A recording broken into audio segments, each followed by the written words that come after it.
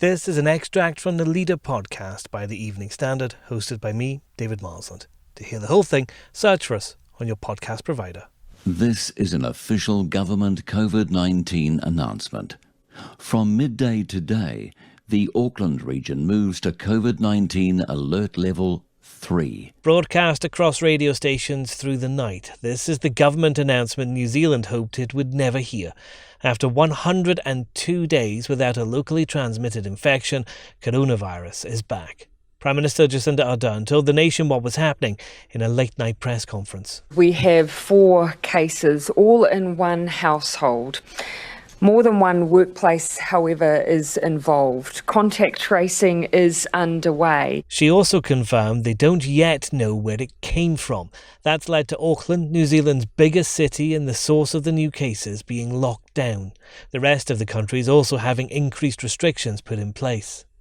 Karyn Hay, who's the presenter of The Lately Show on Radio New Zealand, is with me now. And Karyn, it looked like New Zealand had coronavirus beat. Did you feel that it was over before these new infections emerged? I don't think the nation was being complacent, particularly with the situation in Melbourne and the state of Victoria so close to us. And we were very wary of what had happened in Australia and, very worried for them as well, being so close to us. And I think people were in the back of their minds on standby, but we had got into a state where we'd gone back to normal life. When you talk about returning to normal life there, what now is going to be taken away? What restrictions are coming into place there?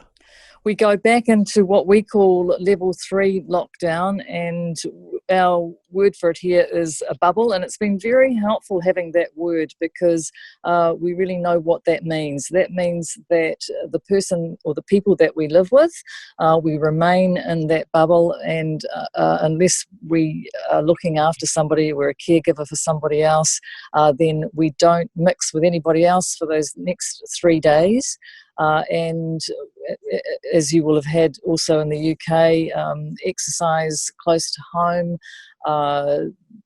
Supermarkets will be open and essential services will be open, but everything else is shut down. So we're really going back into a stringent lockdown situation.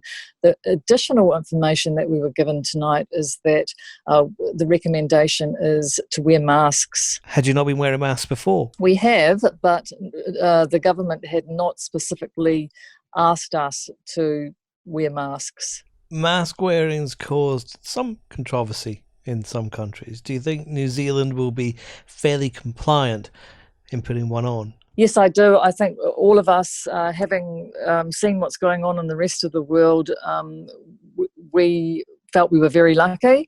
Our isolation enabled us to be able to control it. And as Jacinda Ardern said, we went hard and we went early. And we were looking at the rest of the world with trepidation that this might come back to New Zealand. So, yeah, I think so. Something that the New Zealand government seemed very quick to want to impress upon people was that message to not to panic buy. I know it's pretty late where you are, Karyn, but has there been any sign of panic buying so far? Well, we got the news from the emergency press conference at 9:15 this evening, and then within that hour there was panic buying in the supermarkets in Auckland because it's Auckland that's gone into lockdown level 3. The rest of the nation has gone into lockdown level 2.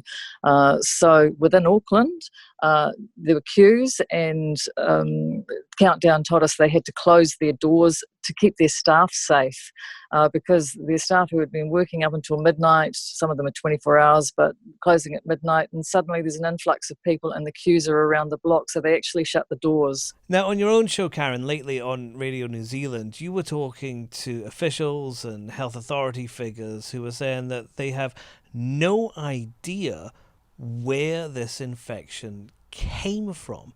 Tracking down that source must be an imperative for them.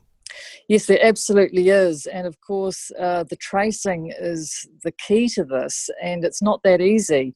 We have a COVID tracing app from the government, and we used it more often when we were in lockdown than when we came out of lockdown. And it's easy not to use it out of lockdown, just use it occasionally perhaps. And then some people don't have smartphones, and so they weren't able to download it anyway. So you would have heard them talking about manual tracing, and that's really boots on the ground, and that's what they're going to have to do in these next 3 days. Now, before these new cases were confirmed, had New Zealand taken a kind of national pride in the way that it had handled coronavirus, just about eliminating it for 102 days until now?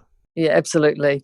Yeah, we were all very proud of what we'd done, and it didn't come easy because we obeyed instructions basically, and people were very, very stringent in what they did. We kept pretty calm, I imagine, throughout the country, and yeah, there was a great sense of national pride that we had, not community transmission wasn't happening. But having said that, there was also a view to the rest of the world and looking on with some sorrow as to what was happening there, particularly with the death rates and still happening around the world. So the pride, is mixed in with the fact that it's a global community. So we're feeling for the rest of the world, and now to be put back in that position, we'll do our best to get clear again.